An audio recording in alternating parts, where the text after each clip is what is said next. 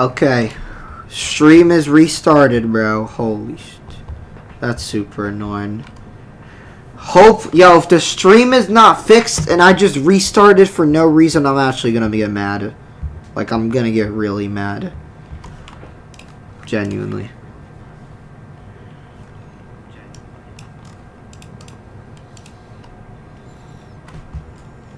Alright. I just need someone to join the stream.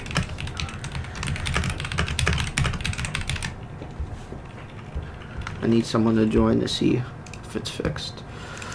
Me that you never... Wait, John, can you, like, spam? Like, can you spam a bunch of stuff? Like, say Laptis builds are the best in the game. Say that whole sentence, and then copy and paste it 3 times or something. Because apparently the chat is bugged. So I want to see if it's unbugged. Can you just... Guys, can you just, like, spam a bunch of stuff? Or something?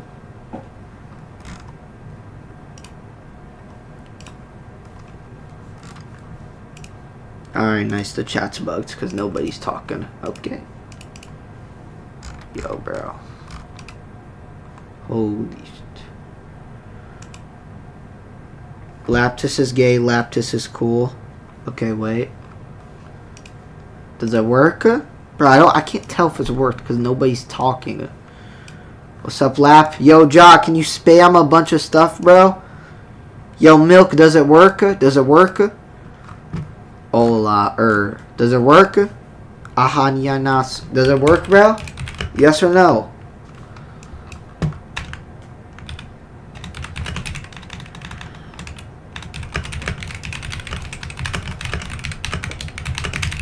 So it works. Alright. Good. Alright, let me just at the let me at the server for the 20th time. Yo, people are gonna be so mad. I don't care though. That's a quadruple ping right there. That's what I call the signature lap quadruple ping. That's what I call that. That's what I call that one. That's what I call the signature quadruple ping of the day. Yeah, I'm be honest, bro. If I was in my like, if I was Milk, bro, I woulda, yo, holy shit. If I was just getting pinged every single day, holy shit, I would crash out, low-key. Alright, let's get back to this prog. Oh, shit, I gotta make the goal, too. Nice. Please don't know. Help a brother buy a new PC.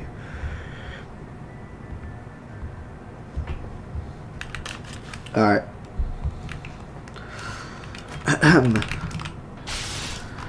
Let's go. Whoa! Taking too much damage. Why did bro say I wiped to his shark at power 18? Not working anymore. I give up. No, I give up. No, yeah, nah. I'm done. I'm done, bro. Nah, I'm actually done. Nah, genuinely, I'm done, bro. I'm genuinely done. Nah, I don't care. You got it, bro. Can I ping this? I don't, nah, you know, I don't even, you know what I'm saying? Shit's bullshit. Wait, I know the problem. I think YouTube is down. Like, YouTube is genuinely down, I think. Because they're doing an update on, stuff. Oh, I know. Yeah, YouTube is down. Or something. It's a YouTube problem. I feel like, I think. Maybe. Hopefully. Actually, is it? Let me see. That planet Earth turns slowly.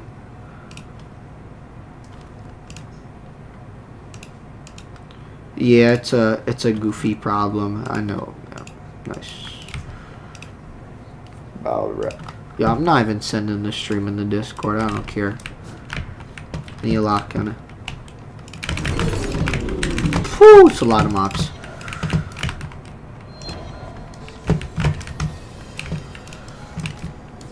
Wait, Sharko, please. Wait, chill on me. Stupid. Turns slowly. Bro, how did I get hit? I'm wiped. No! No way I'm wiped again. I'm wiped again. I'm wiped again.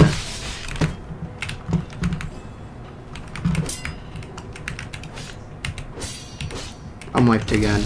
I'm wiped again. Oh my gosh! Yo.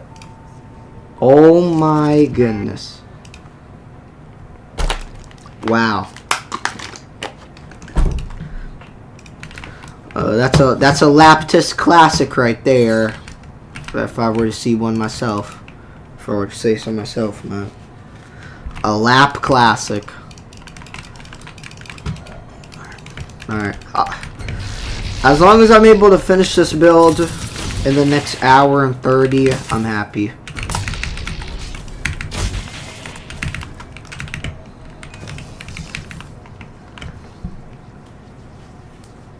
I'll probably make that. What's it called? Probably make that one Bladeharper build somebody sent me.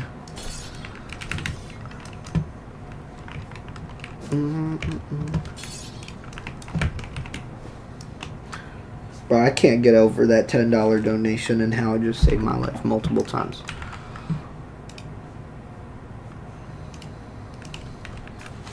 Like, that junk was genuinely a lifesaver.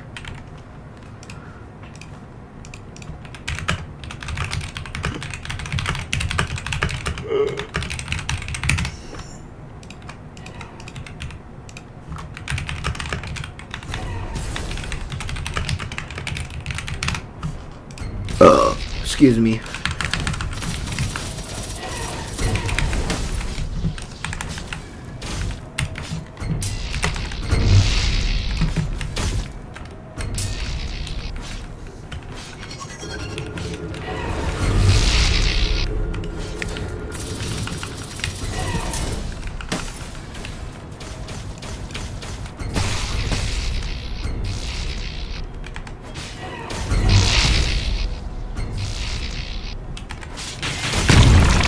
Alrighty.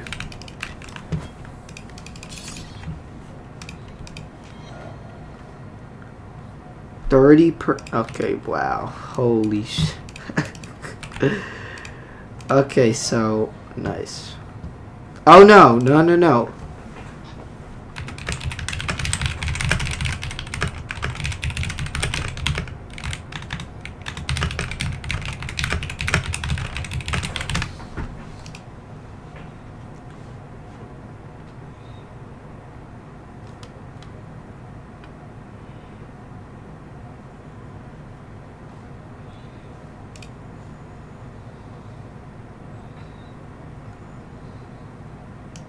Gonna be that gone in a minute.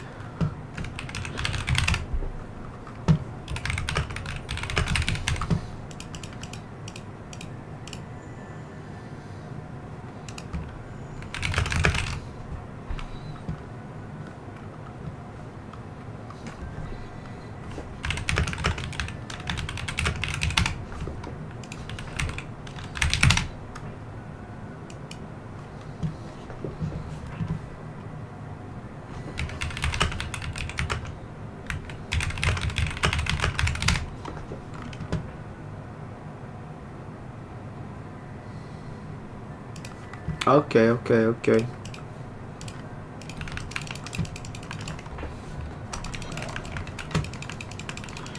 You just gotta work.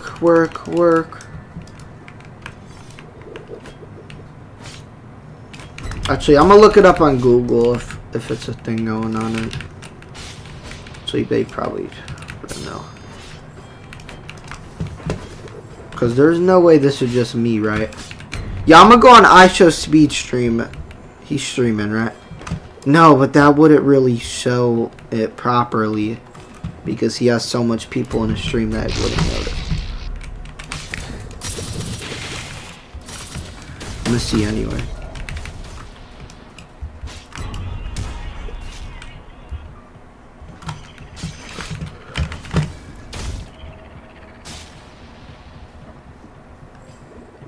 Green apple.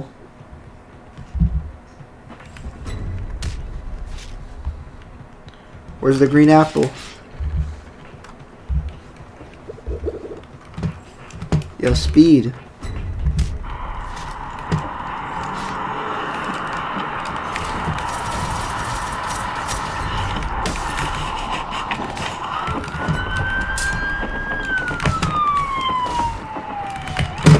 What the hell, B?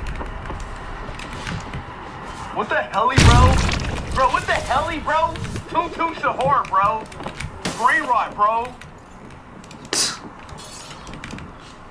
Well, what'd you think of that? You know what I think? Yeah. Think they're after us? You think they're coming? Y'all hear that? Yeah. That's the car. Toon Shahor. Why do see? Then when I do it, it's weird that you call me weird. I don't like that. I don't like that you get away with that. What do you think about, Speed? What's on your mind? You know what I'm thinking about? Running from the police. I'm thinking about a green apple.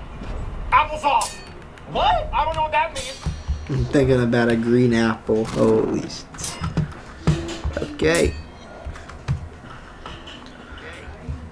I'm gonna start doing green apple.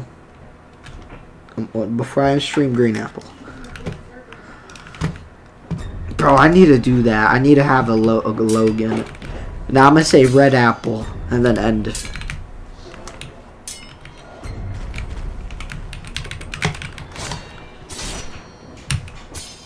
I'm like those finesse.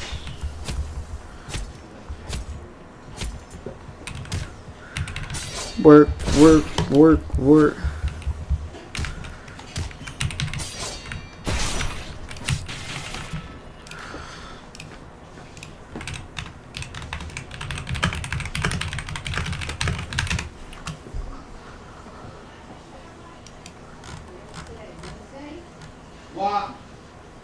This was May 2024. Are you serious?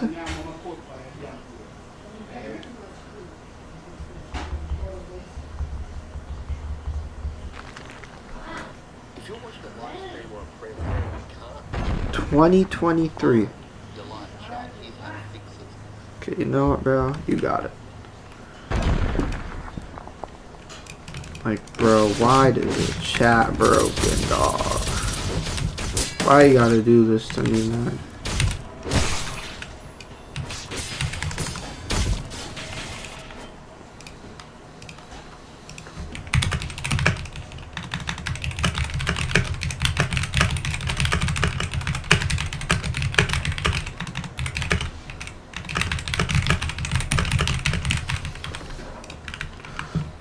Alright, heavy weapon now.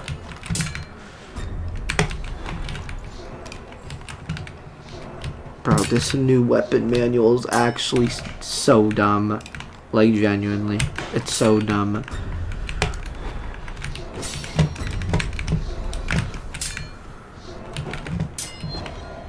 Like, oh my gosh. And shout and let it all out. Scream and shout and let it out. We saying all we all. We saying all we all. Let it all out. And let it out. Or owl, yeah. We saying all.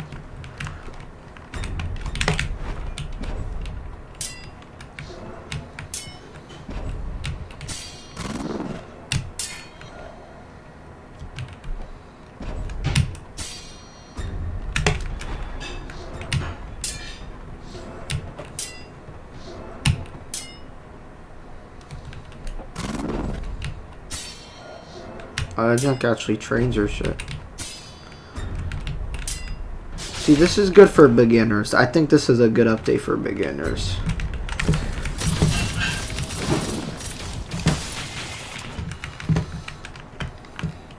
Because beginners can actually train their junk.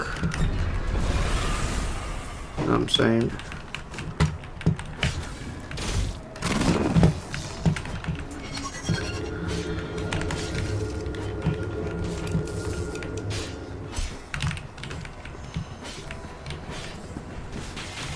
Yep.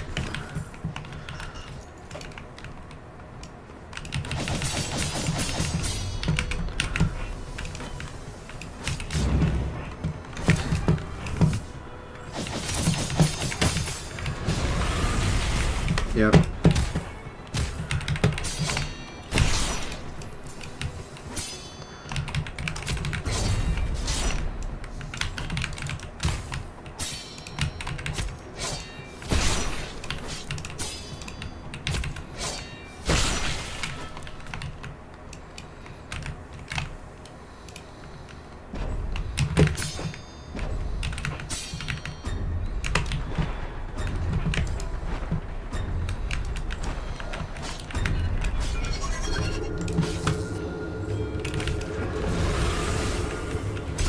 Yep. Damn, he's already posture broke? Oh my gosh.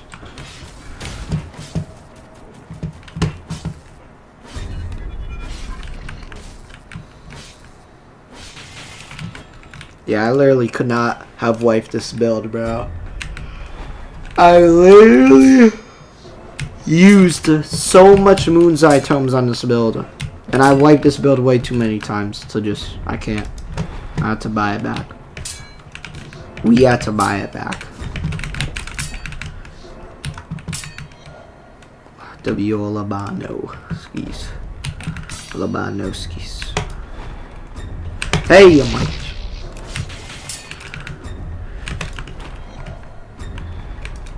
Wait, is that another? Wait, this might be my last level up, and then I could just put all my points in. Actually, low-key, I'm gonna put all my points in once I hit the cap for this.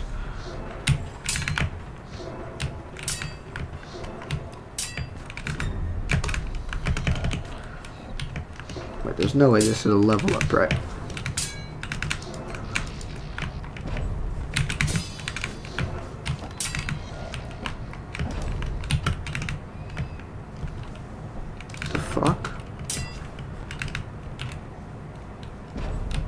Yeah, I'm lagging. Alright, I'm just gonna put my points in.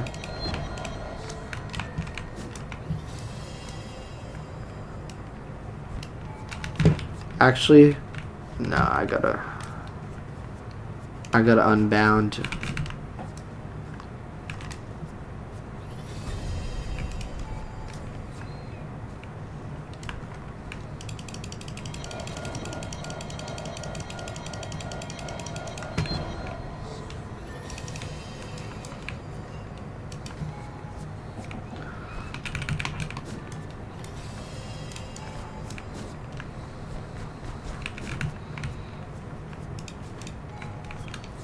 Okay.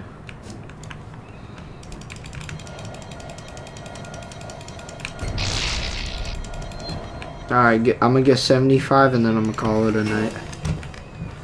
Well, it's not even. Well, actually, it is night, low-key.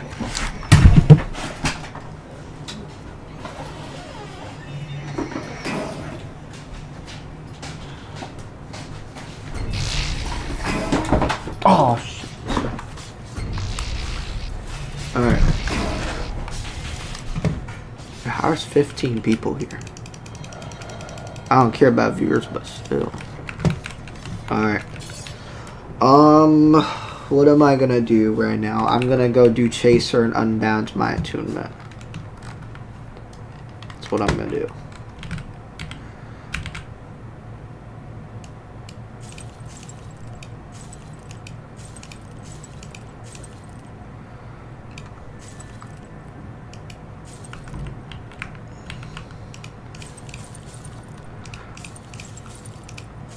Okay, calm. Calma.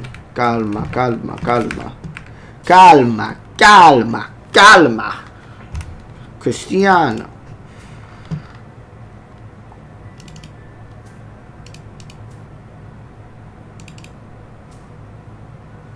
Cristiano Ronaldo. So. Vamos. Sempero.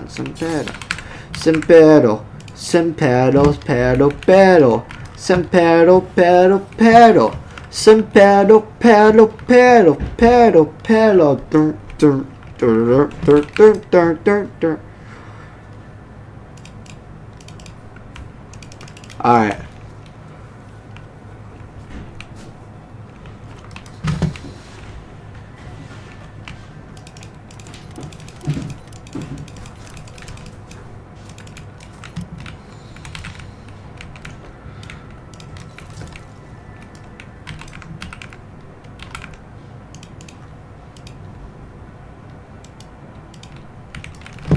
I need notes. That's surprising.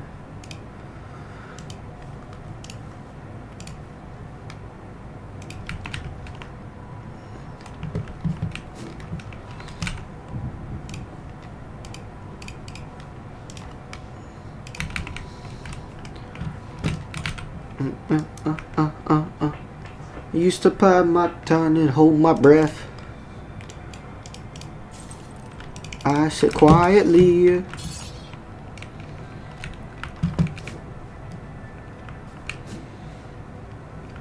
Past breaking point. Wait, I'm able to get all the mantras I need right now. Yeah, me down, yeah, up. Out the dust. Prophet's cloak acquired. Alright, that's the first thing I needed to do. The second thing I need to do is do chaser and unmount myself. That's the second thing. And I will be doing that right now.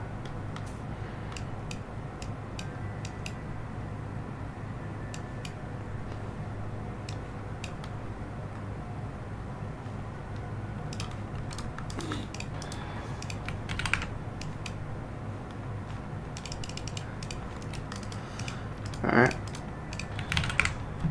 Let me get Evan Spear out.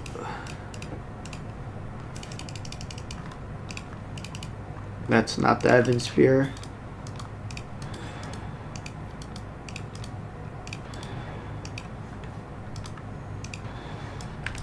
I got up.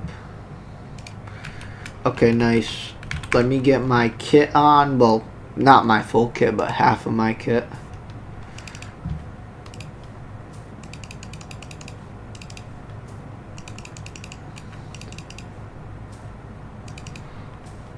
Oh, why am I getting a deep fire ring? What the fuck is wrong with me?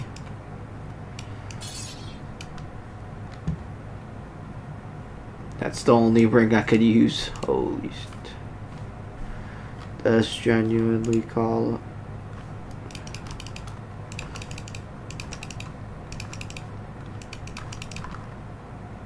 Okay, now I got some decent HP, I guess. Wait, this build's gonna be pretty tanky if I don't have to say so myself. I'm gonna run an Ishin's ring because I am gonna be using an Ishin's ring on this build. Absolutely, I will be using one. Gotta use an Ishin's ring on every boss killer you make. Has to have an Ishin's ring.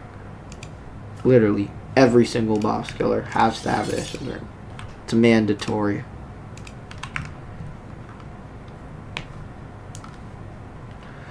I'm probably gonna need a Maestro ring.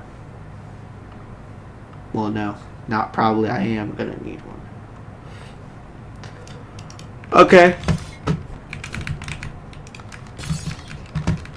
Actually, hold on. I'm going to call it a night. I don't know why I had. Bro, this chunk is drippy. Holy shit. Like, dude. Golly. Alright. Alright, I'm like get into layer 2 and then I'm gonna do some push-ups real quick because I gotta do my push-ups.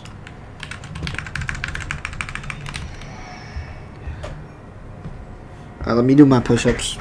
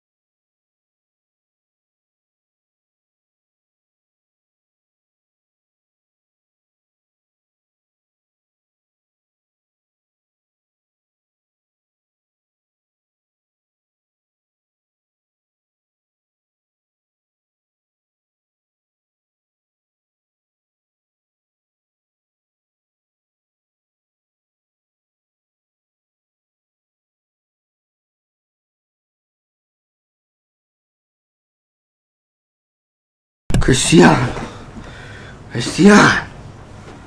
Alright. Oh my gosh.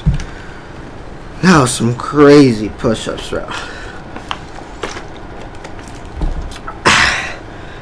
Woo!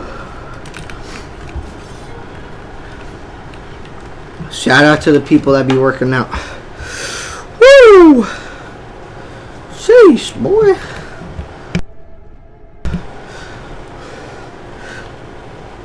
$53. Hold on. 51, 52, 53, 54, 55.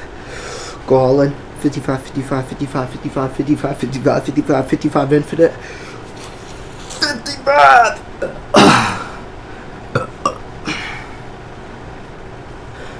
55, 55, 55, 55 infinite. 55, 55, 55, 55. Let me actually watch some YouTube because I'm bored.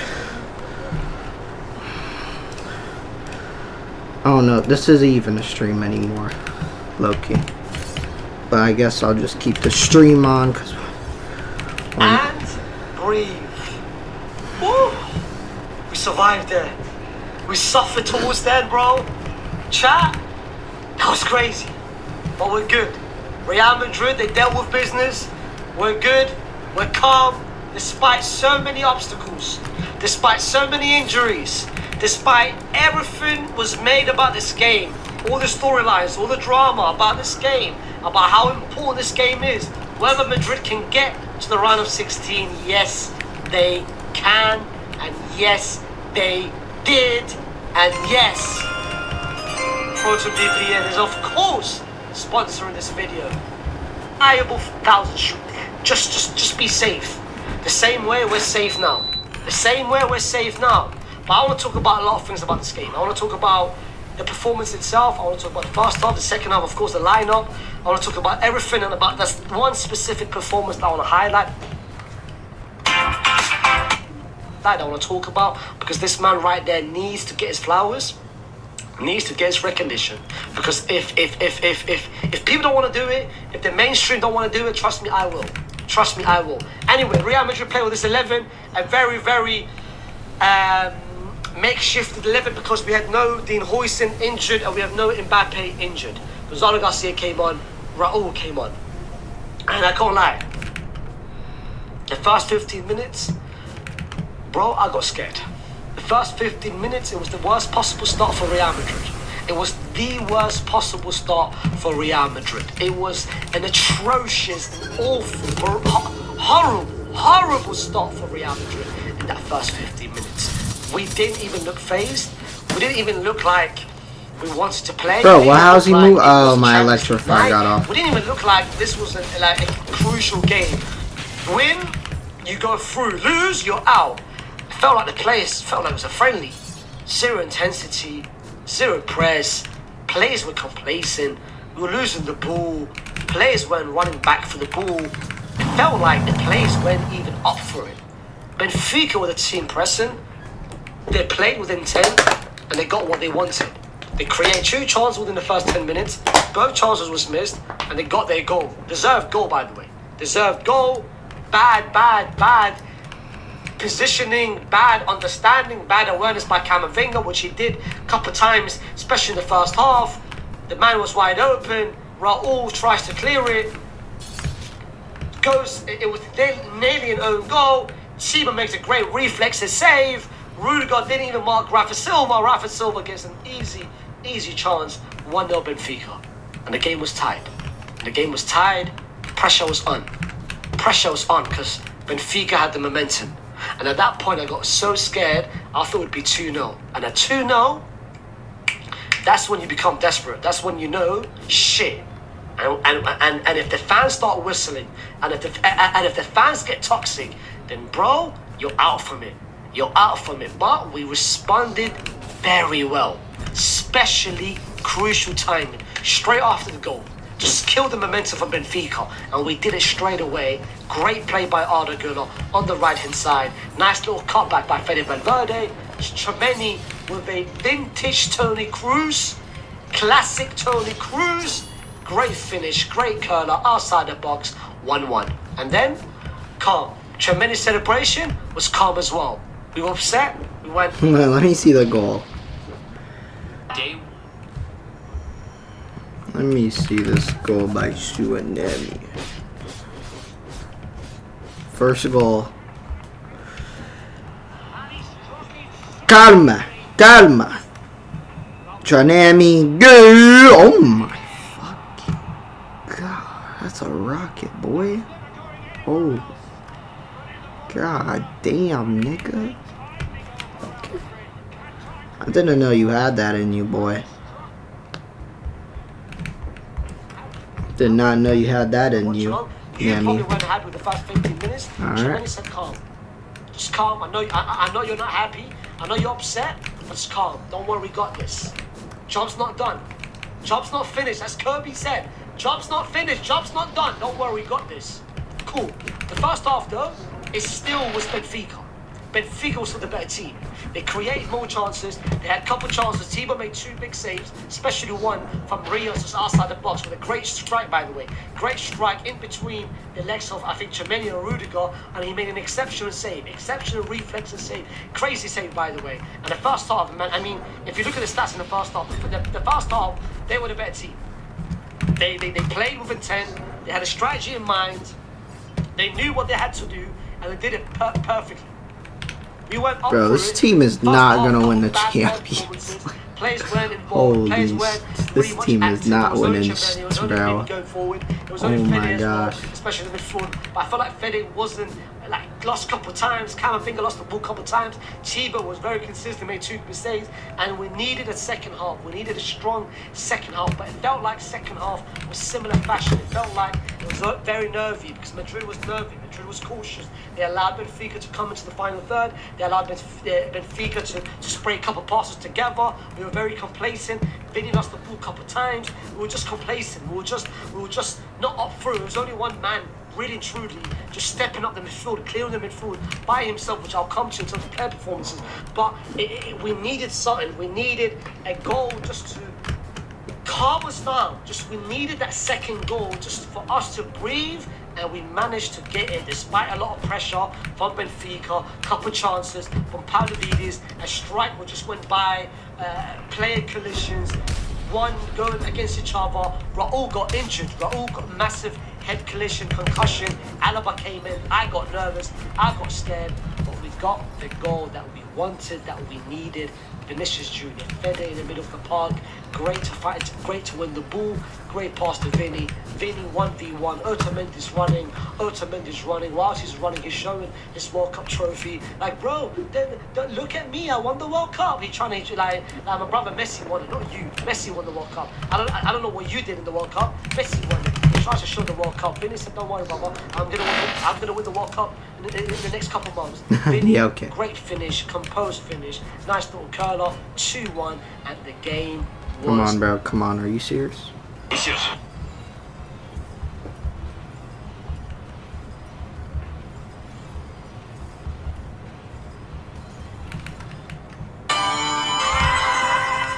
Bro, I'm not talking about the fucking World Cup.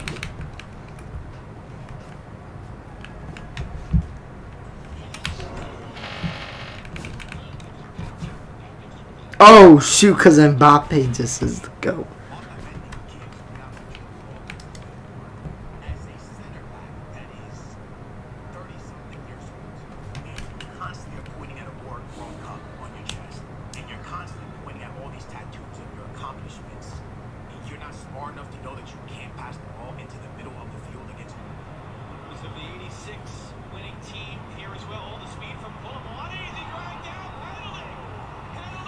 Yep, see, sell out. Could allow to be. They could breathe. We had a little. I parried that, boss. A lot of pressure. Bro, boss, I parried that. Thiago and Palacios, they did well. They played with energy. They played with hunger, with fight. And that's the kind of Castilla players. They play for the badge. They play to fight and manage to survive. And Real Madrid get a crucial 2-1 here. They are through to the round of 16, awaiting who we face between Sporting or Man City. This Friday, I'll do a watch along on my channel. I'll do a video reacting to it. But forget that now. I want to talk about a couple of things. I want to talk about a couple of things, a couple of players. It could be over, bro. If it's Man City that Let's start with the players that didn't Gosh, play bro. well, in my personal opinion. They literally One of them lost. was Garcia. I felt like he lost the doors a couple of times. I felt like his hold-up wasn't that great. I felt like sometimes it just wasn't nowhere to be seen. His positioning wasn't better than what Mbappe was against Osasuna. I just felt like he had a quiet, not active, not impressive, not impressive at all. Raul, the concussion, it hurt. We won him back, of course, because we need centre-backs, but before that, the game itself wasn't great. I felt like a Boza was coming, and he got that from the first goal in terms of nearly no goal. Clumsy yellow card, I don't know why he thinks that, and that challenge, Rudiger being consistent in him, should not be happening in 2026. Rudiger at that age, and at that, in terms of health, should not be more consistent, more reliable than he is. Yes, he's got the experience, and he was one of the best in the world a couple of years when he was healthy. But Raul, my brother, Rudiger is like old fam. He's a pensioner now. He's playing at 50%. He can't be better, more consistent, way better than you. That's unacceptable. You need to do better. You need to improve because your game. One time I feel like you've done it, and then it goes back to square one. Not good enough. Alvaro, Trent, they did well going forward a couple of times. Andres had the best of Trent a couple of times. Rios had the best of Carreras. Camavinga, I wasn't too much impressed with him defensively. He took too many touches. But the three players that I want to talk about, four players, Arda Güler, I think, had a good game. I feel like there's a couple of times he lost the ball. A couple of times he got out-muscled, but a couple of times I feel like he was very vital to carry the ball in the final third. Good decisions, a couple of nice little nutmegs, good little plays. But the three players I want to talk about, Fede Valverde, great match. It's not my man of the match. Not my man of the match. Vinicius Junior, important game. Very, very important game. Nice. Especially the magnitude of this game. Because no Mbappe, no Jude, no Rodrigo. We need a difference maker. We needed someone to save us. We needed someone to take us to the promised land. We need someone just to See, I knew that junk auto gripped. And you did with that goal. Great goal-taking goal. I knew it, bro. The celebration was even better. I'm looking forward to see what Cristiano has to say. I'm looking forward to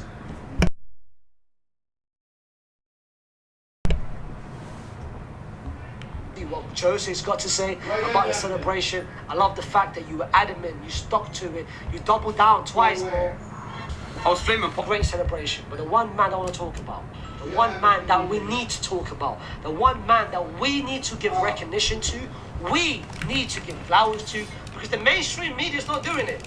ESPN, Sky Sport, whoever, Fox, whatever, they're not going to talk about him because he's not the Mbappes, he's not the Vinicius Juniors, he's not the Jews, he's not. But he has been by far the best player today. By far Valverde dominated the midfield or Carreras? and carried the midfield. Yep, by it's himself. Valverde. Defensively, going forward, he was everywhere today. Put some respect on Chimeni's name. What? Put some respect Really? on Chimeni's name. And I'm saying it, by the way. This is not just this game, by the way. Don't let Real Madrid's bad season cloud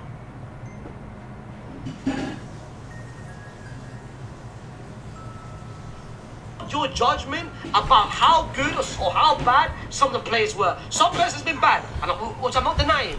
But some players have been consistent. Some players has been great, and Chimeni has been one of them. He's been consistent throughout the whole season, dropping 7 out of 10s, 8 out of 10s. That's only been few 5 out of 10s, which for some reason that gets highlighted, but other performances doesn't. This kind of performance they dropped today, FootMob, they can't recognize it. Stats doesn't recognize it because FootMob is all about stats. It's all about analytics. That's why they gave Fede the MVP. Brother, the MVP by far was this man right there. Look at the heat map. Look where he was on the pitch. Look what he did on the pitch. Understood his assignment. Everywhere on the pitch we needed him, he was there. At the right place, at the right time. The amount of balls he won, the amount of times he won the ball, the amount of times he intercepted it, the amount of times he recovered with it, the amount of times he got the ball under pressure, progressed with it, the amount of times he won the ball, the amount of times he got fouled, great fouls, great IQ. Beautiful performance overall from a defensive standpoint, from a going forward standpoint. This reminded me of Toni Kroos dictating. He dictated the tempo of the midfield. If you want to play slow, you play slow. If you want to play quick, we play quick. And that was all down to him. Plus the goal as well. Glaze, bro, come on. Under a crucial time, because it was 1-0 down. A lot of pressure. The fans start to get nervous. The fans start to get annoyed, get frustrated. But what did he do with the celebration? Calm. I got you. And trust me, he had us for this game. Because if it wasn't for Chimene, Real Madrid would be out. If it wasn't for Chimene, we would have been knocked out by now. This man right here dropped, honestly speaking, for me, arguably one of his best games in a Real Madrid shirt. One of the best games in a Real Madrid shirt. This was a classic. This was a classic right there. Classic performance. And this is all for everyone who doubted him, for everyone who said, sell him, he's not good enough, he's this, he's that, my brother. He is him. He is him, and you better give him the respect that he deserves. Alright, bro. Chimene, brother. If no one want to give you flowers, I'm going to give you your flowers. Because this right there, vintage, classic, all-timer performance. You're one of your best performances, if not the best performance in a Real Madrid shirt. What a performance, Chimene. What an absolute performance. But that's my recognition to him. That's my flowers to him. Put down in the comment section what you guys made of the game. We're through. Alhamdulillah. Oof. Oof. Oof. We're through to the next round. I'll see you guys tomorrow with the video. I'll see you guys Friday with the draw, the championship draw, who we get, the watch along as well. Like the video, subscribe to the channel. I'll see you soon. Tough match, bro. Tough. Very tough match. It's a very tough match right there. Won the game, that's good. That's good. You're the first guy to go. I think that's because you're like near the age of peak physical fitness, and if you actually look into like the mindset of men, it's the easiest to get younger men to follow orders because of hierarchy ranking wise, as well as mindset psychologically, right? Like a man's brain and the brain in general doesn't finish developing till 25, and being able to have men follow orders, listen to you, and understand the hierarchy ranking of like respect in that time is easier to mold them and make them into like fighters in war. It's easier to get a 20-year-old to be a male fighter in war, or you know, a military machine, compared to somebody that's 25. For them to try and get on the war train with them. And this isn't even mentioning about all the femboys and furries we got. Not even talking about how half of us are either morbidly obese or twigs. What do they do there? Like, that's another problem. Like, is there a level of being, like, if you were really overweight, are they drafting you and saying, like, you need to lose 60 pounds? Or are they just not drafting you? Because I know to get it, to volunteer and get into the military, you have to pass a physical fitness exam. So you have to be in some shape to where they're able to mold you. But in a draft, I feel like when a draft happens, the notches get lowered.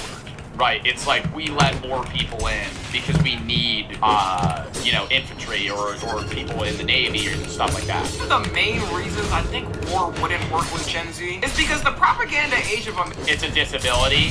Well, but how overweight? Like if you're 6 foot, how much would you have to weigh to where you're not getting drafted? 280. If you're 260 and 6 foot, I'm getting no EXP, bro. Like I'm 6 foot 210. You'd have to be like obese. I'm literally getting no EXP, bro.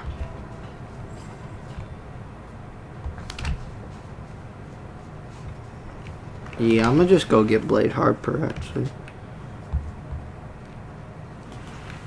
Yo-Yo's good. But chat is still bugged, yeah. That junk's gone. Reasons I think war wouldn't work with Gen Z is because the propaganda, the cool speeches about us fighting for our democracy and freedom. And now we look back at certain conflicts America got in and realized that there was no point in us being there. Like, almost nobody nowadays thinks the Vietnam War was something America needed to get involved in. And it's crazy how the... Oh, not at all. It did nothing. It literally, it was fighting it was the idea of the Iron Curtain. You know, you listen to history class, it was capitalism, communism, and then there was the Cold War after, and it was a whole fucking thing. But, like, it wasn't beneficial. Like, we just had people die. Like, so many people. How many on both sides, how many U.S. soldiers died in Vietnam? 58,220 military casualties. Like, that's terrible. Vietnamese soldiers, civilians killed ranged from 970,000 to 3 million. 275,000, 310,000 Cambodians, and 20 to 62,000 Laotians. Wow. Number one superpower for military and all things. Lost to that were setting up Looney Tune ad traps in the ground. I love learning about that stuff, though. And, like, torture torture methods and the traps they would set up, where they would have spikes covered in poop to, like, people. Oh, it's fucking scary, but it's like, whoa. Like, the crazy stuff they'd come up with to make sure, like, you're either dying or you're physically unable to fight. You got it, bro. Bro, is the chat really still working? Lab test. Yo, what's up? Bro, the chat is bugged, man. I don't know what to do, bro. Oh no. Oh no, bro. Why is it bugged, man? I hate my life. I hate my life.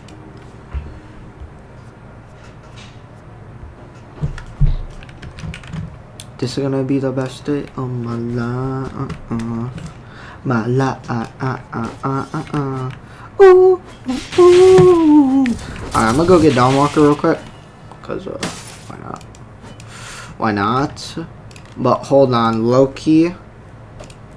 I'm gonna go, what's it called? Yeah, on my other slot. Let me go on my Silent Heart build real quick.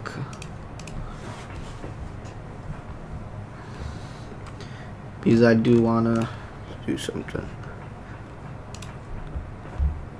This is going to be the best thing in my life. Alright. Typed it.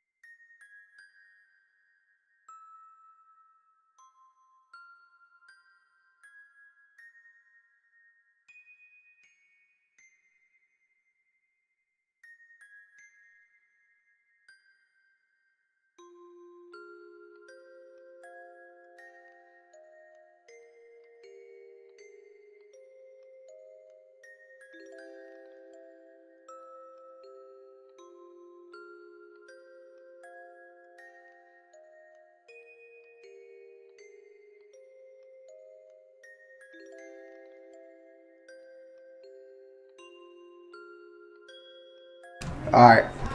Type shit. Type shit. Yeah.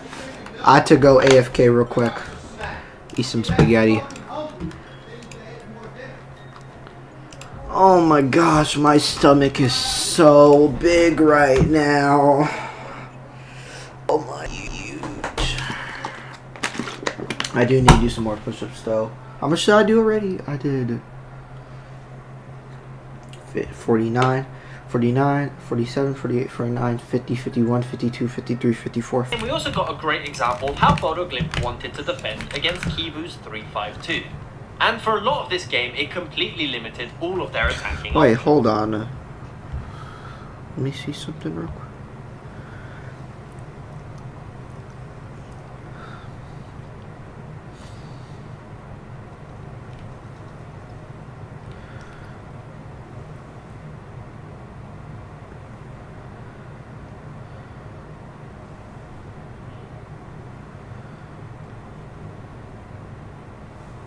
When Inter were building their attack,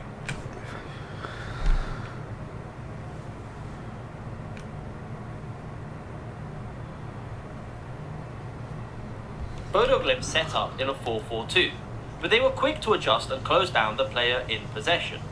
The trigger for the press was any pass that went backwards, and the whole team would then latch on to the free player and push forward. The perfect example being their second goal on the night. We see Bodo Glimt in their 4-4-2 shape. They're not rushing Acerbi into a choice, but as soon as Barella makes a bounce pass, then they instantly up the pressure. They close down Acerbi, and the right box-to-box midfielder Evian pushes forward onto Bastoni, with Carlos Augusto then being forced into a hopeful pass forward, as he's instantly closed down from the right back. Bodo Glimt pick up the loose ball and quickly rush forward for Hogge to finish brilliantly past Summer. But when Inter started to up the pressure in the first leg, Bodo Glimt kept to the same 4-4-2 shape, and Inter was struggling to break it down. From a deep position, Inter want to break the line mostly going through the middle into the strikers, then switching play into the wing-backs who can cross into the box. But in this game, Bodo Glimt dealt with this first part of the combination excellently. While they kept to a 4-4-2, the two wide players in the system were slightly staggered, and were quicker to close down any pass out wide, while the two midfielders in the centre stayed a bit closer to the defensive line. This meant that any time the ball was played forward, Esposito and Martinez would often find themselves surrounded, and struggled to find easy passing options. A lot of the time in this game, Inter had two midfielders dropping to help the defence find a route forward, but all this did is make the job for the two holding midfielders easier to deal with, as they were rarely getting overloaded and could help out the centre-backs. Take this clip here early on in the game. Inter have 5 players active in the build against basically only 2 players. The rest of the midfield line is actively blocking off a pass forward and are squeezing the space between the lines. So when the ball is played forward into Martinez, he's instantly under pressure and doesn't find the right pass. The main difficulties for Bodo were when Inter broke forward quickly and were able to find space on the wing for the wingbacks to cross into the box. Their only goal in the first leg came from a deep cross from Barella, and the majority of their dangerous opportunities came from crosses into the box. But still, they weren't as threatening as they can be from this position. Damian and Carlos Augusto struggled to stretch the pitch as much as wingbacks like DiMarco and Luis Enrique. So, going into the second leg with these 2 players in the team, we knew crosses were going to be a big element of how Inter wanted to attack. And well, in the first 2 minutes of the second leg at the San Siro, we instantly saw how much more aggressive Inter could be in this game. Notice how on this attack, as Akanji steps forward, DiMarco is already out wide on the defensive line, and when they switch play, Barella is already in support ready to attack the half space, ultimately laying it back off to DiMarco, whose cross finds Esposito, who heads just over the bar. It felt like this tight midfield line that did so well in the first leg was going to get continuously exposed in this match. The setup from Bodo Glimt was similar to the first leg, but with more aggressive rotations from both wingbacks pushing forward, Inter were continuously switching play from one flank to the other, with time to then cross into the box. It helps to understand how much more aggressive Inter were in this game by comparing the heat maps on FOTMOB between the wingbacks. Notice how in the first leg, Carlos Augusto struggled to get forward as consistently, compared to DiMarco that was a lot more involved in the final third. And in this game, DiMarco also had a lot more support from Barella. compared to the first leg where Mkhitaryan was a lot deeper on the pitch, meaning it was also harder for Carlos Augusto to get forward as he didn't have much support. As always, if you like these stats, then you can find them all on FOTMob. FOTMob are continuously updating their app, and they've recently added player heat maps, which is a feature that I absolutely love. So if you want, you can check it out completely for free by using my link in the description or pinned comment down below. Big thanks to FOTMob for their continuous support on the channel. The solution for Bodo Glimt appeared to be to completely ignore this spread from the opposite wingback. Notice early on how the whole team would shift to the side of the ball. And when Inter would switch play, the main priority was to ensure that there were no free players in the centre. So even if they crossed, it was difficult to find the right target. So Inter were continuously relying on these wingbacks crossing into the box.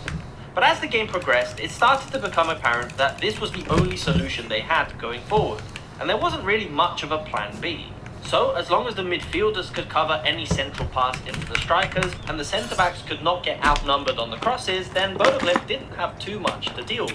In fact, for the 19 crosses into the box from Inter, they only produced an XG of 0.69, with the vast majority of Inter's XG coming from corners and set pieces. And ultimately, Bodo Glimt's patience in this game paid off, making it 1-0 after a horrendous mistake at the back from Akanji, and minutes later made it 2-0 after a quick counter finished off by I don't have 25 agility. At this point, the game was pretty much over. Inter needed 4 goals just to take the game to extra time. And while Bastoni did ultimately claw one back from a corner, it was too little too late for Kibu's men. And it's a result that shines a pretty bad light on Inter and Italian football as a whole. I'm obviously recording this before Atalanta and Juventus have played their games tonight. But depending on those results, it could be a very early exit for every single Italian team in the Champions League. On the other hand, Bodo Glimt fully deserved to make it to the next round of the Champions League, and I'm extremely excited to see how their story continues. But what did you think of this game? Let me know in the comments down below. I'm gonna kill Kaido, and then I'm gonna kill Primadon. The most awarded container move. Kill Kaido, then Primadon. That should be enough.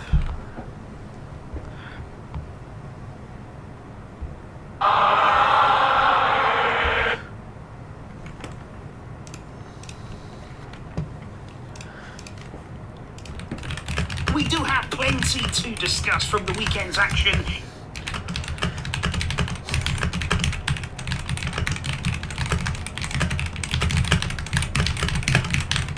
In La Liga, where Barca did return to the top of the league. That was quick. That was very, very speedy indeed to reclaim our place at the summit. So we're going to be talking all about that. But we've also got a lot of questions in today's video. I'm going to be answering your questions here. Plenty of debate to be had regarding the season ahead of us now, the business end of the season. What should our expectations be? And especially looking at the Champions League, what realistically can we do in this campaign? We're also actually, I don't need my guild base right there. Cancelo. He was very impressive, I thought. I could just reset and be at mini and then go to Prima. Coming up too. We've got to talk today a little bit about Victor Osimhen. He is a name that is on many people's minds right now, so it's coming up for you. Get yourselves ready and let's do this. Because indeed, guys, Barca did get the job done on Sunday at home against Levante, and I think what was needed, it was a much, much needed comfortable win from us there. I thought we started the game well. Really important, of course, to get those goals again in the first half of the game, and from then on in, it never really looked in doubt. And like I say, I think that was important for the team just to settle things down a bit. You know, we've had a few disappointing results, we've had a few sketchy performances, so I thought it was really good with the pressure on as well. You know, we had to win to go back top, and that's exactly what we did there. Nice again to see Marc Bernal on the score sheet for Barcelona. I've got to say, he's looking pretty handy in front of goal, isn't he there? And he's a great profile, isn't he? You know, he's very, very tall, he's strong on the ball, he can protect it really well, and he's put in some really good finishes as well recently, so good to see him there playing with some confidence now, gaining more momentum in this team. And I thought Barca overall just did everything that they need to do. Like I say, against Levante at home, you can't really do massive things. You know, this is not going to convince everybody now that, oh, Barca are back on the right track.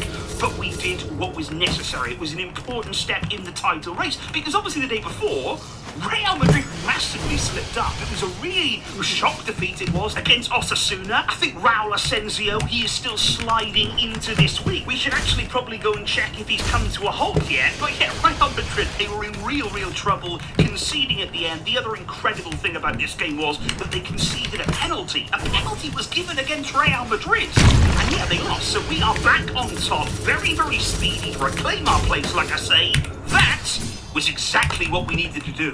But if we do indeed, then guys, just start with the questions coming in right here. And I want to start with this one because, yes, it's not a great one, to be honest with you. Why don't you close this channel and make a new one? The channel currently feels a bit dead. We're not feeling the excitement from you as it was earlier. You need to change, you know. And okay, you know, I take on board all criticism there, all feedback. It's all important. But what I would just say right now, I know the videos haven't been as consistent as they usually would be. I've been doing this a very long time. You know, the channel has been around for over 10 years now, comfortably over 10 years. We've all been here doing this, and it's been incredible. But a lot of you may not know this, or a lot of you may, I don't know.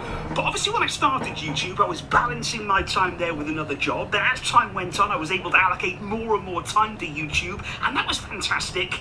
Unfortunately, now we've reached a point whereby I'm having to scale it back a little bit. You know, I'm having to dedicate my time to other things, to other jobs, other work to do. So unfortunately, you have a Patreon. I'm really looking at that right now to try and sort of connect with you guys on the match day, because I'm not on social media as much as I once was. In the chat there, it's a members only chat. Everybody hopefully can be involved there on match days, before, after, during games, and that's if I can't be here with you. And regarding Patreon, guys, I just want to say a big shout out there to Jonathan. He's one of the new members. I really appreciate that. And like I say, I'm working hard to be back here as often as I possibly can, but life is tough, you know, life is difficult. You've got to get by, you've got to do whatever you can. So I hope that you guys can understand that right now. But like I say, I will always try and be here with all of you. But if we do get back to the footballing side of things right now, and it's really interesting, I think, to see the reaction to João Cancelo's performance at the weekend there against Levante. Lots of people very happy with him. I thought it was certainly his best game since he returned at the club there. He was very much involved in the final third, influential in our goals, and lots of people saying, really, can he be more of a fixture in the team going forward now? Can he be important in the latter stages of the season? And what I would say to that is, it depends on the game. It ultimately depends here, in my opinion, with Cancelo, on the opponent you're facing. If it's a team there, for instance, like Levante at home, whereby you're going to dominate the ball, you're going to have a lot of territorial advantage there, you're going to be constantly pushing into their final third and just really having a lot of attacking play, then sure, Cancelo's your man. Cancelo is somebody who is so effective on either side. He's brilliant on the right, he's brilliant on the left going forward. He really can help to make things happen.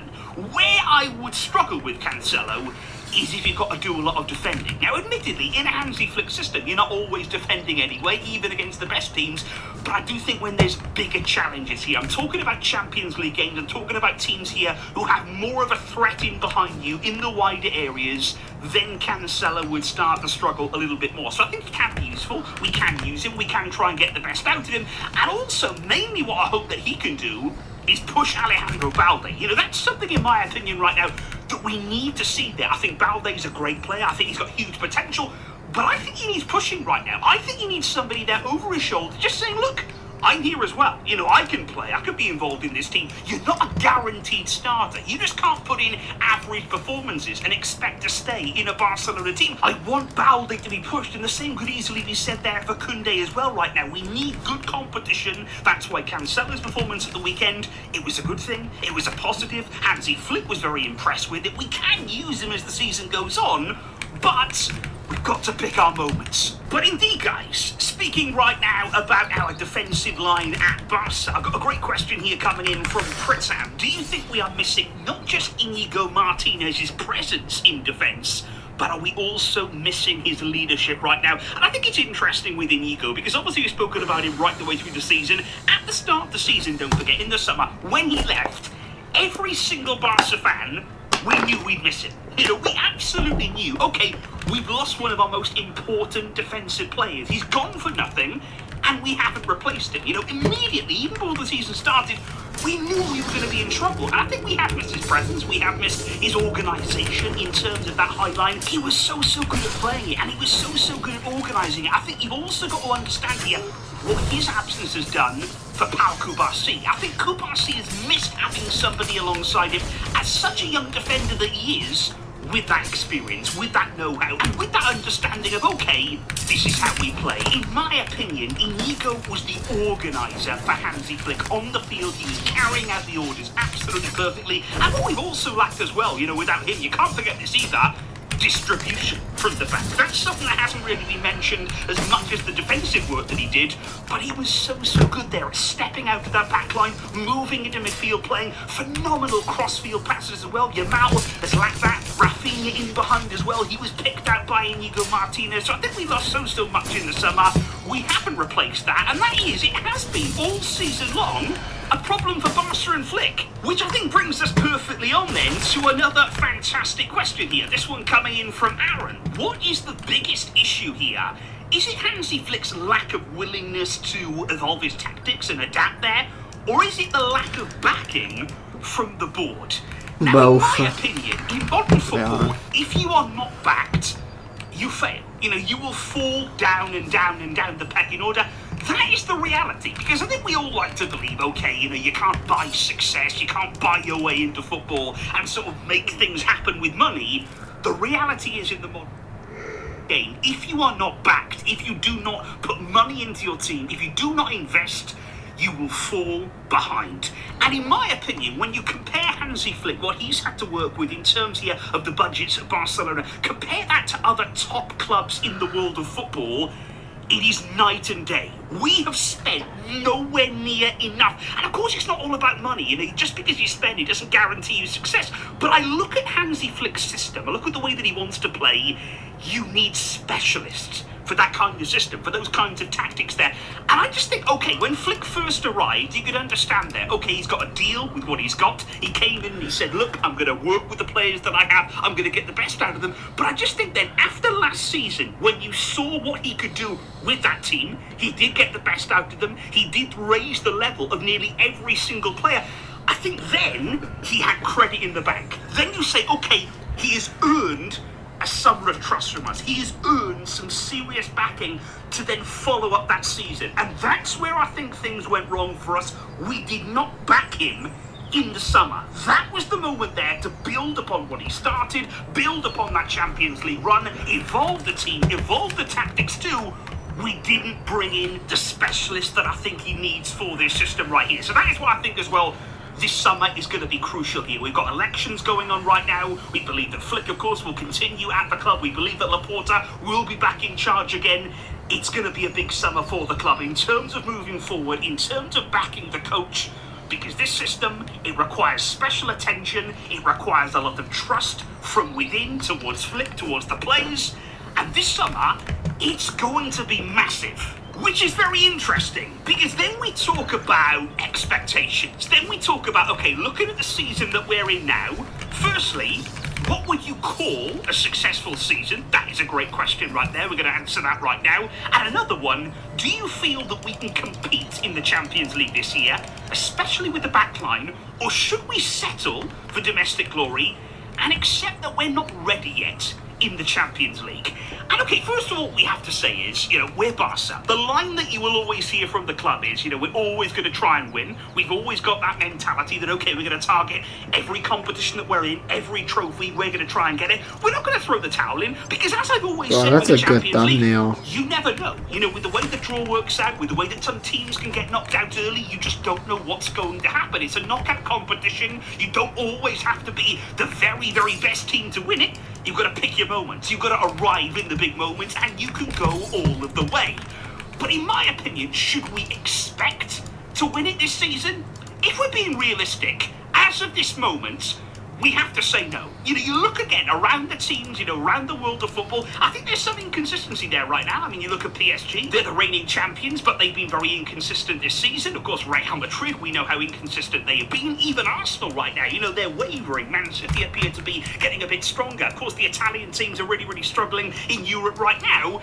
I think there's opportunities there for Barca, but we're inconsistent too. And I think that's really the takeaway right now. I would be disappointed personally, and I think it would be a failure if we didn't win La Liga. That is something, in my opinion, we have to do. Real Madrid have been nowhere near it this season. They've changed coaches mid-campaign. It almost seemed like they wrote off their own season. We have to beat Real Madrid. We have to win La Liga. It will be a failure if we didn't. If we don't win the Champions League, like I say, I would look back at the summer. I would say, did we do enough? Did we put ourselves in the position to win it? But you never know. You absolutely never know. If you hit form at the right time, if you start to pick things up and get some real results in sort of March, April, May, you can win this. You have to believe. We have to believe. But should we expect it? I mean, probably not. Which is when we do shift some attention then to the upcoming summer, transfer window. Like I say, it's going to be a big one. Do we go out to sign a striker? Do we bring in a number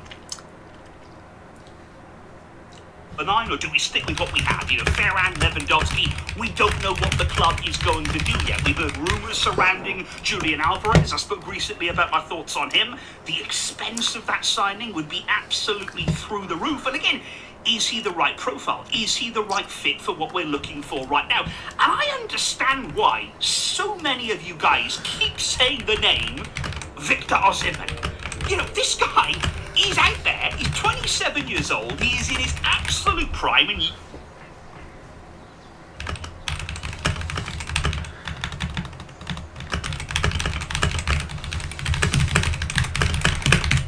Alright. yes, he's playing in Turkey right now, he's playing for Galatasaray, but I should also mention his goals there are outstanding, and he's performed excellently in the Champions League. And what I want to say about Osimhen is, a few years ago, when he was doing exactly the same as he's doing now, at Napoli, you know, in Serie A, in the Champions League, he was banging goals in for fun. Everyone wanted him.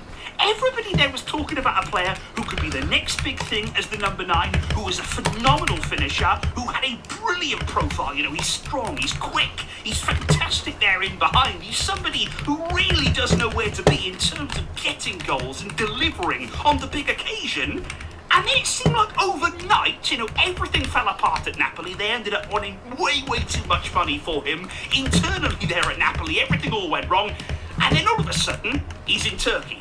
And then overnight, it was like, oh, nobody wants us in now. Nobody's talking about this guy as a 100 million player anymore. He's a lot cheaper now, but people don't seem to want to take the chance on him. And I'm just wondering right here, is there a reason for that? Because yeah, you look at the numbers, you look at the kind of profile he is, you look at the expense that you'd have to pay elsewhere for, in my opinion, less output, you know, less goals. You will struggle to find a striker for the value of Osimhen and who would be able to give you as many goals as he could. And immediately as well. Like I say, he's in the prime of his career right now. He is at the absolute perfect age. And in terms of profiles here, you know, we've heard Garassi linked to the club, we've heard Vlahovic linked to the club. This is the kind of profile that we're looking for. In a Hansi Flick system, you need a 9, you need a poacher, you need somebody there who's going to get you a consistent amount of goals, be on the end of chances, make the right movements there, be very good aerially as well. And again, Osimhen ticks a lot of those boxes there, and I would much rather, to be honest, maybe look at him, maybe look to take a gamble on him, rather than paying a lot more money for people who, like I say, I don't think they provide the same number of goals, guys. So let me know in the comments down below about Osimhen. You know, a lot of people keep talking about him, a lot of people keep mentioning him here, but there doesn't seem to be too much substance right now. There doesn't seem to be too many clubs out there looking at him. You know, can anybody explain why? Can anybody talk more about what is not happening there? So please do let me know, guys, all of your thoughts in the comments down below. Great to be here with you. Like I say, I want to be here more and more. I'm really going to try and do that as best as I possibly can. Thank you indeed to all of the Patreons. Thank you to the people who support the channel. It really does mean a lot. And I will see all of you guys soon. But until next time, as always, Vesca, the Albasa.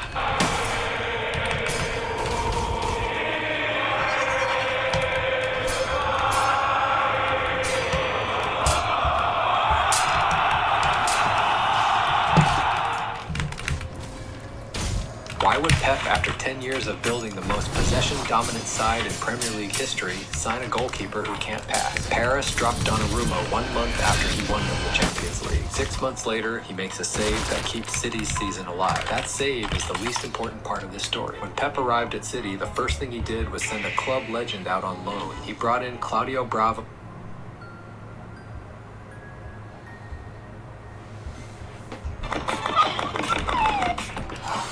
Oh my goodness. Alright, all I need to do is go to Song Seeker and kill Pramadana.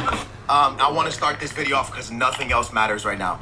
Just by saying I hope everything is okay with Asensio. That was a nasty fall. Him and Kamavinga collided in the air. I hope he's okay, dude. I hope there's nothing seriously wrong with Asensio because that was a very, very nasty fall, man. So I hope the kid is okay, man, because you never want to see a player go down like that. That was a very, very scary moment. And when they put the brace on the neck, man, that's always terrifying. So big ups to Asensio, man. Prayers with him. I hope he's okay, dude. And I hope he recovers quickly and is back on the field as quickly as possible. I cover Real Madrid every game. You guys notice I'm constantly yapping about Madrid. And it was two teams that completely, in a nutshell, showed their problems completely. Benfica is a team that just cannot score goals. They struggle to score goals massively. They struggle to score goals massively. Why's my shit echo? Yo, W. Wait, Elias, you're captain, right? Elias. Bro has a credit card? I didn't even know this nigga had a credit card. What the? Yo, bro. W. Elias, bro. Wait, is the chat working now? What's your biggest goal you want to accomplish? It's a good question. The biggest goal I want to accomplish is probably... The biggest goal I want to accomplish. Damn, that's a hard question. That's a hard one. What's the biggest goal?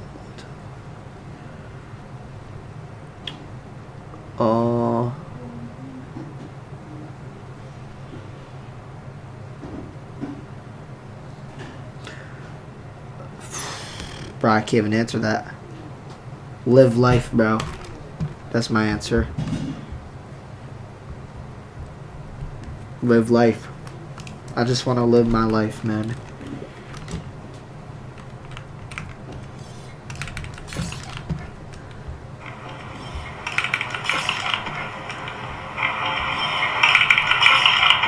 I been had a credit card, T. Oh yeah, bro, got that nitro, T. Alright, so the chats work now. Alright. Good. Good boy, skis. Good boy, skis. You hopping on Overwatch later? Yeah. I'm about to go kill this last dude for Bladeharper, and then I'm gonna kill Primadon and probably hop off deep for the day. What's your best build for Diluvian?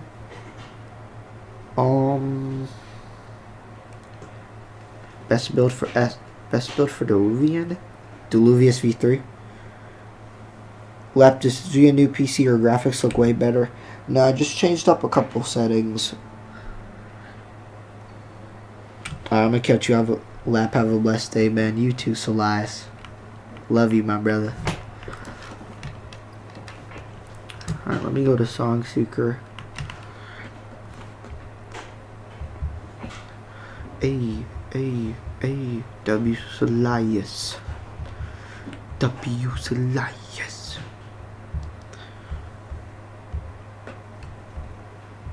Okay, so it looks like YouTube actually fixed the goofy. It's good. That's good. I don't know where to start. Should I still go blinds here? Yeah. We need Tranquil Circle. Tranquil Circle is very important.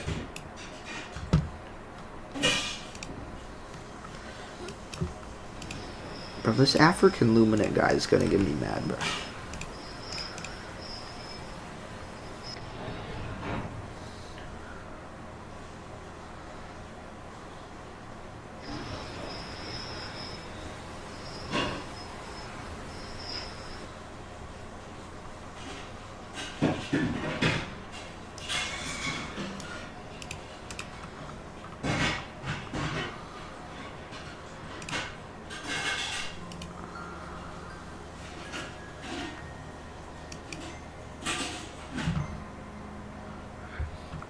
this guy gets me mad, bruh.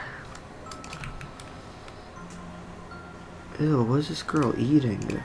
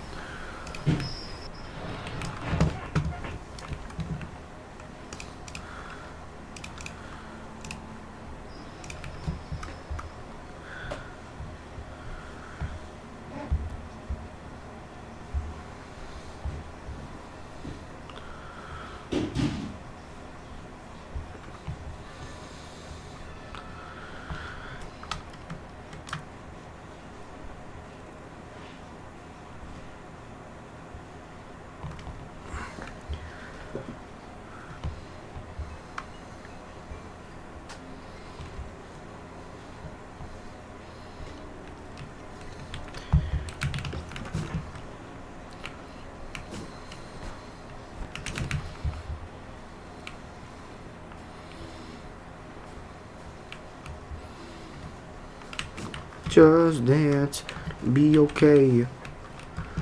Just dance.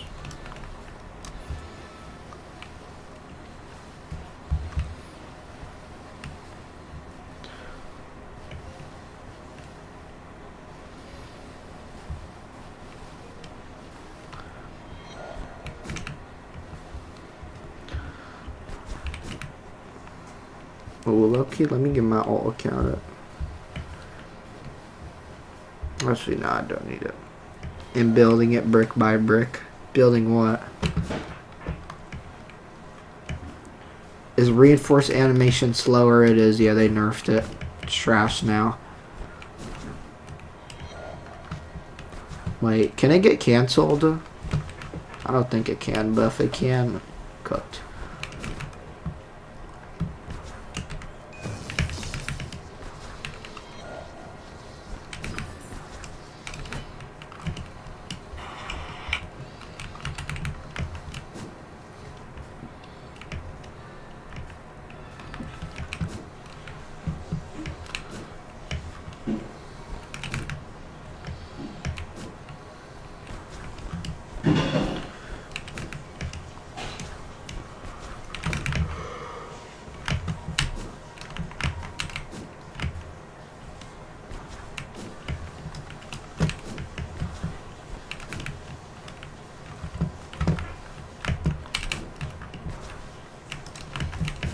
Bro, now I was just progging my blood arc pale heretic build. Oh no, bro. That's tough, man. Rip.